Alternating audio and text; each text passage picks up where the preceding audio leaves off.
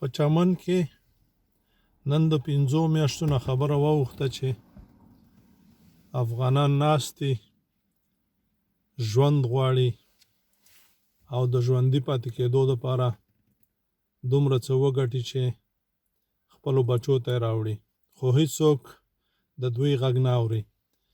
ګورئ، که موږ او تاسې فکر ورباندې وکړو، دغه پنجاب ډېر په تکتیک باندې دغه 50-60 کاره یعنې 15 لسیزې څنګه چې پلان کړي ده هماغسې روان دي او دوی پکې بریالي دي.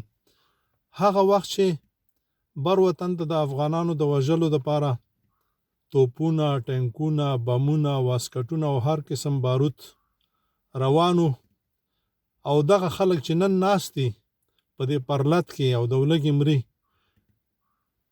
ستاسې د عزیزانو، ستاسې د ورونو وژلو ته او کورونو، جوماتونو، ښوونځیو، دیرو، پیتاو او بازارونو، باغونو او فصلونو سیزلو دپاره د ټولې نړۍ نه د چیچینیان او عربان پاکستان ته راتلل او دلته به روزل کېدل، او بیا به په هر جومات او بازار کې دوی دپاره چاندې کېدلې او تاسې به شپې او ورځې دوی ته لیدل.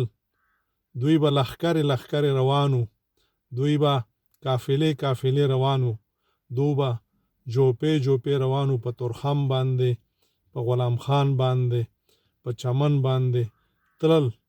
خو تاسې په دې باندې فکر نه کاوه چې دا څوک وژني او د چا کورونه ورانوي او د چا وطن ورانوي. هغه وخت به چې لښکرې روانې وي، تاسې به ورته زنده‌باد او مرده‌باد چغې هم وهلې. په هغه وخت کې نه په تورخم باندې او نه په سپین بولدک باندې او نه په بل کوم ځای باندې ویزه وه، نه کوم پاسپورټ و، هېڅ شی نه و، نه کومه تالاشي وه.